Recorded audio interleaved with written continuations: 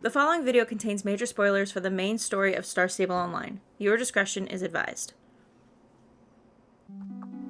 We all know the story of the Soul Riders, the heroes with the special powers and gifts who aim to protect Jorvik from Garnok's darkness with Aideen's light. But the story of Aideen and Garnok is much older than the sisterhood we know today. Soul Riders are born every generation, and each pack is a new cycle.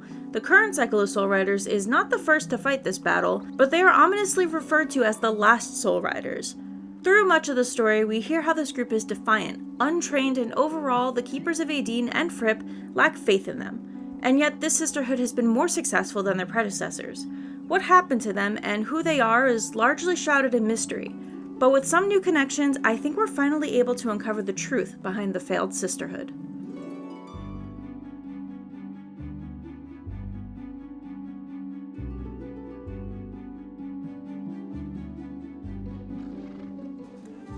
Before we can understand what happened, let's talk about the characters involved in this story.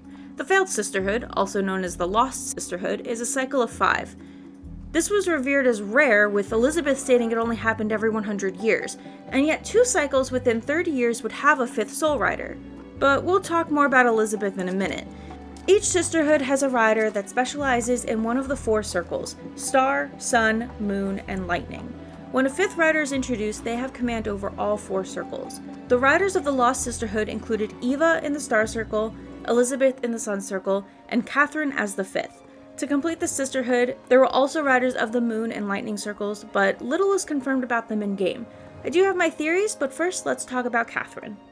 Catherine is the Soul Rider we know the most about. Through her memories and journal entries, we get an intimate understanding of who she was and how she felt. At her core, she's a girl who loves horses. Shocking, I know, but she did have a special bond with them, more so than most on Jorvik. It suggested that she possessed the Wild Whisper ability, even at the most basic capacity, which allowed her to understand the wild horses of Southhoof as they were speaking to her directly, which she claimed they did. In addition to her beloved Nemo, she was paired with the previous incarnation of the player's Soul Steed. Later in her story, she would marry Thomas Morland and have a child named Justin. Unfortunately, her story ends there as she died in childbirth. It's thanks to Catherine that we know most of what we do about the Failed Sisterhood, as their history was almost exclusively documented in her journal.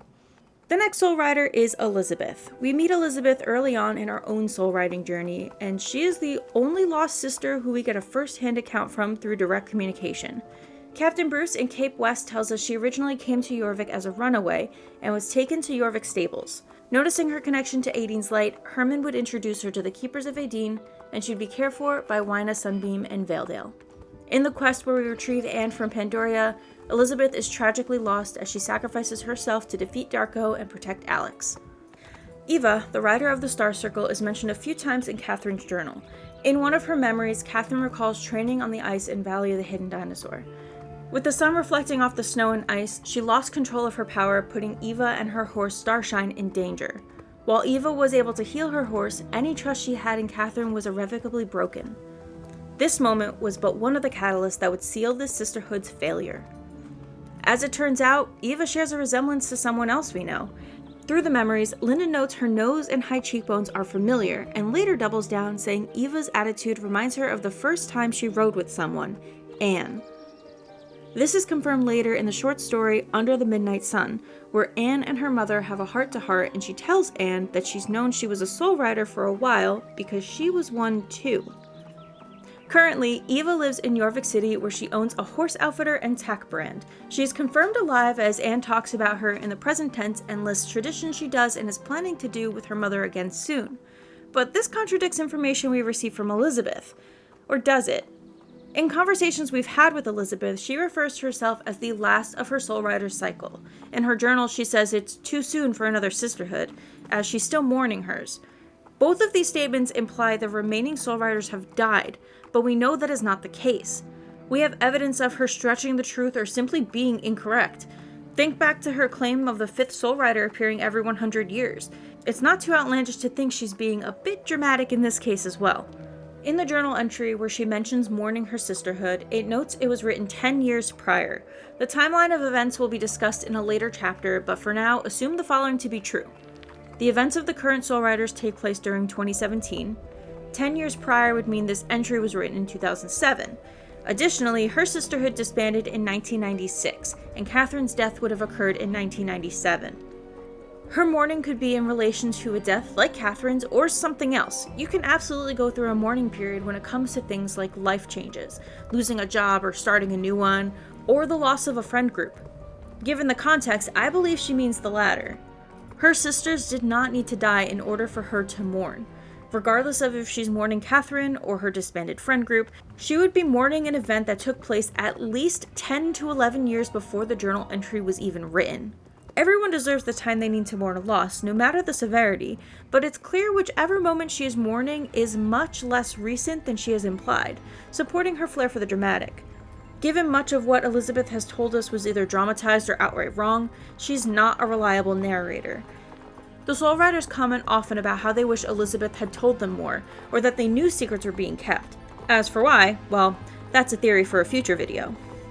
To be so burdened by something that happened over 20 years ago in the story must have been deeply troubling and traumatic. What happened to the sisterhood, and why, what, or who caused their failure? The fate of the sisterhood, as mentioned, is largely detailed in Catherine's journal. We can learn that once Catherine is aware of her role, she integrates with the others and forms a friendship. Soon after, her training with the other girls begins. While Fripp seems to lead the charge of the Keeper's involvement in the war between light and dark, he appears to be fairly hands-off in training. In the books, we witness his methods with Anne. He teaches her the bare minimum and then sends her straight through her own portal to Pandoria, where she nearly dies. Instead, the majority of the girls' trainings was delegated to the Druids, namely two brothers, Evergrey and Avalon. Evergrey, being older, took the majority of this responsibility. He was described as intense and always pushed the girls too hard, wanting too much from them, particularly Catherine. Us, as the fifth in our own cycle, witnessed this firsthand when we opened the portal to retrieve Anne. While the girls did learn from Evergrey, his methods were extreme and steeped in danger. The incident on the ice and Valley of the Hidden Dinosaur I mentioned earlier, that was largely due to Evergrey's insistence on pushing Catherine harder despite the risks. After that, Eva lost her trust in Catherine and grew to dislike her, and she was not good at hiding her feelings. This would lead to her doing something that many teens do when they don't like someone. They gossip. After the event on the ice, it was Elizabeth's idea that they all do a light ride together to mend the cracks in their relationship. When Catherine arrived to meet them at the stables, she caught the group, namely Eva, talking and laughing about her behind her back. At that moment, Catherine distanced herself from the other Soul Riders, and did not see them as friends. Still, she agreed to fulfill her soul riding duties. For one of her solo trainings, Evergrey asked her to bring her horse to Guardian's Dale. It's not clear exactly what he was trying to accomplish, but whatever it was went awry, resulting in the death of Catherine's soul seed, and in turn, the death of half her soul. This was the final straw. This is what caused Catherine to fully turn back from the Druids, on the Soul Riders and the Sisterhood. And without the fifth to lead the way, as the poem states, the Sisterhood was officially lost. You may have noticed that by getting caught up in the downfall of the Sisterhood, I forgot to mention the last two sisters, the Riders of the Moon and Lightning Circles. Not much is explicitly stated about these two girls. In her journal, Catherine laments how the Moon and Lightning sister were thick as thieves and implies they might have been a couple. Later, she mentions their feelings for each other got them in trouble, and wrongly insinuates the Moon sister came to her with grave news of Thomas to retaliate against Catherine for her happy love life. The Moon sister warns her that there's a darkness in Thomas that we now know is his blood relation to Mr. Sands, Garnock's right hand. Catherine refuses to hear her out and sends her away. She later regrets the argument as the Moon sister is not heard from or seen afterwards. To get more information, we have to turn to other sources. First, let's talk about the second Soul Rider book trilogy by Helena Dahlgren. In Shadows over Jorvik, the identities of the remaining two Soul Riders are revealed to be Carolyn Westfall of the Moon Circle and Sigrid Rearranged of the Lightning Circle. If that second name sounds familiar, that's because she is, thanks to us the player character, the newly appointed mayor of Dundle, and Rania's mom. Carolyn Westfall has a more unfortunate story. In the short story, Under the Midnight Sun, Eva tells Anne about an accident with her sisterhood. She mentions they were all injured, and one of them did not make it. She doesn't give any more detail until Anne asks her what happened in Shadows over Jorvik. She mentions around Halloween, the girls decided to test their powers. Feeling invincible, they attempted to teleport to the Secret Stone Circle using Elizabeth's Sun's Circle ability. The teens don't even make it that far, as on their ride, the roads spontaneously ice over, causing all of the girls to fall from their horses, and one, Carolyn, to plummet over the edge of the cliff. Her and her horse were lost, assumed to have drowned in the ocean below. On a side note, was it really a cold Scandinavian fall night that iced the roads over, or did they have a little help? At the start of this current sisterhood cycle, we know Katya has not emerged yet, but 30 years pass between the sisterhoods. It's possible that the Keepers discover this and sent her back to respawn, so to say. But I digress. Towards the end of the second book, Prisoner of Pandoria, it is revealed that the Lost Rider was not actually Carolyn, but her twin sister Camilla. As a prank, the girls decided to switch places. Carolyn knew the girls might try to do something dangerous, and if that were the case, told Camilla to feign illness or otherwise come up with an excuse to come home. The accounts of the other girls say Camilla did not say much on their ride. They also noted anomalies in her character, discomfort on her horse, and with her friends. But no one questioned it, and kept going. At the very end, Eva does recall Elizabeth suggesting they all turn back, but no one, not even Camilla, took the out. Had they done so, the night might not have turned out how it did.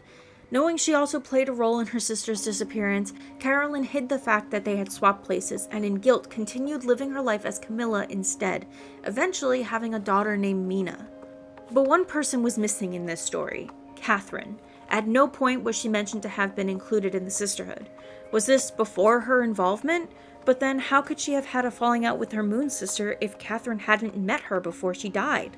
And if she hadn't met the Soul Riders yet, when did she?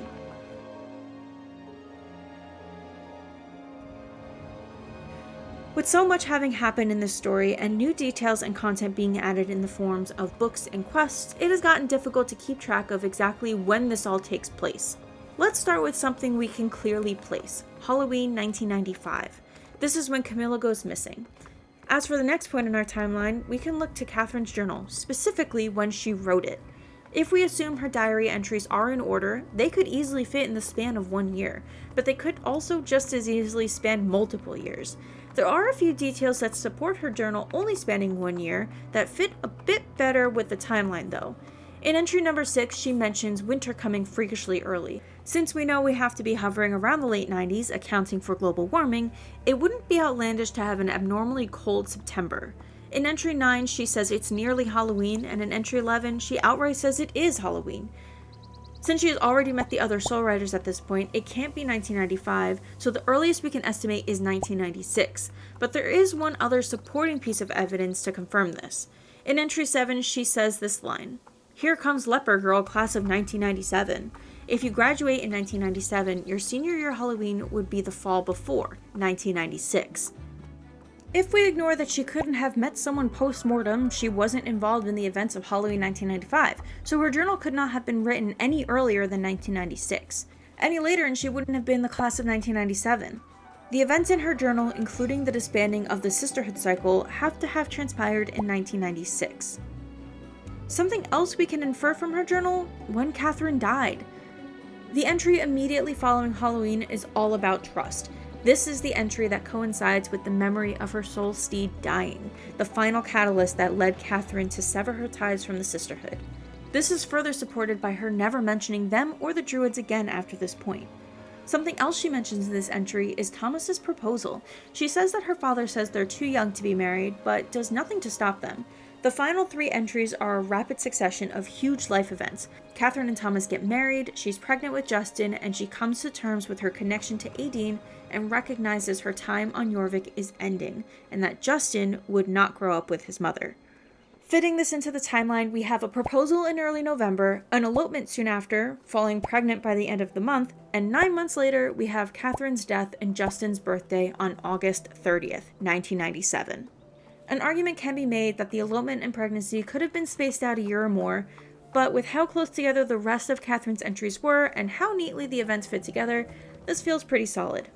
And speaking of birthdays, let's discuss some of the characters' ages in the story, namely the ages of the Failed Sisterhood and Justin.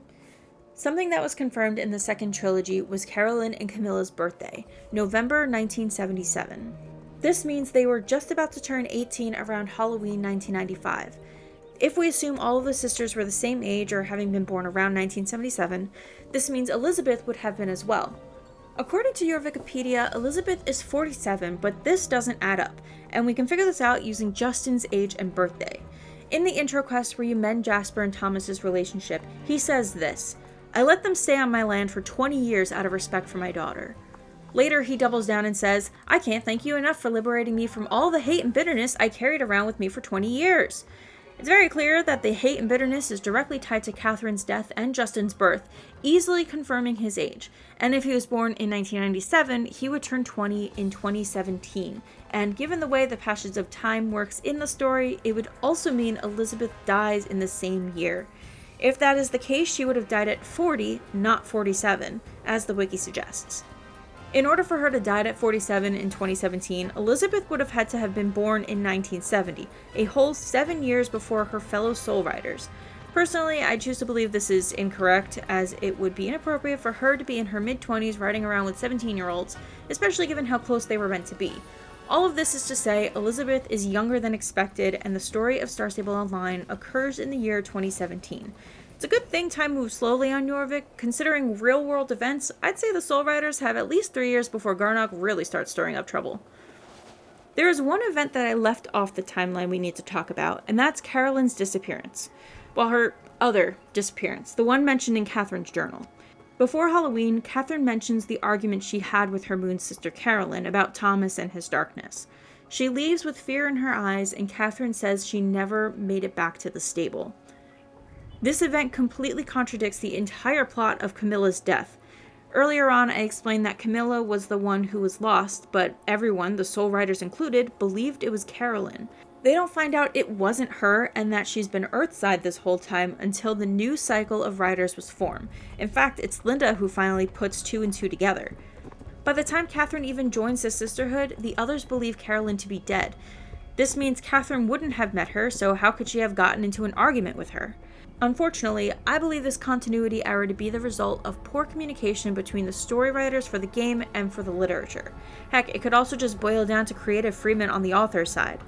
It wouldn't be the first time that a game's lore was contradicted by a series of novels, and I doubt it'll be the only major instance within the story on Jorvik. It's become a trend that the books fail to acknowledge the 5th rider in their stories. The second trilogy, specifically Prisoner of Pandoria, is referencing Anne's prison in Pandoria. It's the same mission, albeit with some major differences, where we rescue her and Elizabeth dies. But we as the 5th Soul Rider are nowhere to be found on the pages. The same is true for Catherine. While she truly may not have been involved with the events that happened on Halloween 1995, she was around by the time the Sisterhood broke up, and the book seemed to suggest that that was when Camilla disappeared. I'm not prepared to dive into Star Stable having multiple realities or continuities, though with Fripp and his lack of structure when it comes to time and space, it could be a possibility. Regardless, as it relates to the game's story, let's call Camilla's disappearance not canon, and instead stick to the narrative of Catherine having met Carolyn and their argument being what resulted in Carolyn's disappearance. One thing that's still not clear is where Carolyn went. She vanishes after Catherine brushes off her comments about Thomas's darkness, riding off with fear in her eyes. If not to the stables, where did she go? Did she sense the doom that would come forth due to Catherine's ignorance? What lengths would she go to in the name of self-preservation? How do you escape impending doom and darkness threatening to destroy the island you call home, knowing no one was listening to or believing you? You could just run away.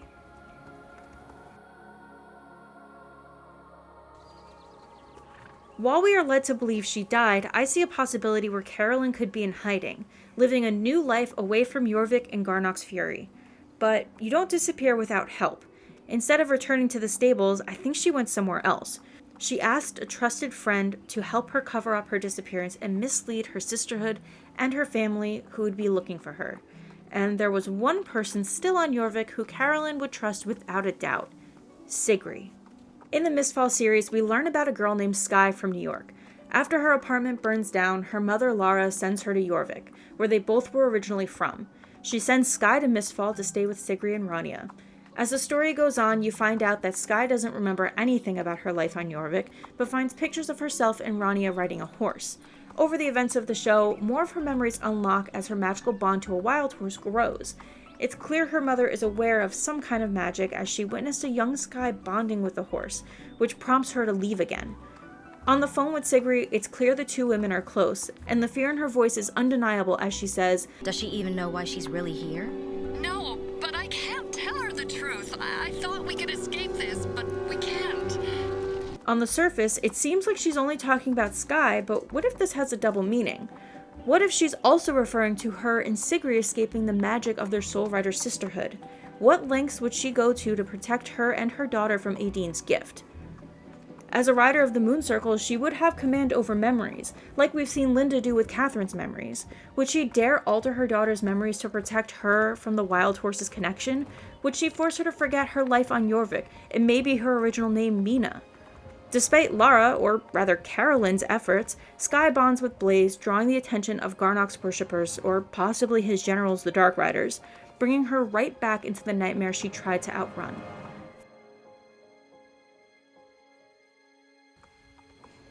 In the end, the failure of the Lost Sisterhood isn't due to a battle they lost against a growing evil. A series of unfortunate events, trusting the wrong person, and an inability to see the strengths in each other's differences is what caused the Sisterhood to collapse.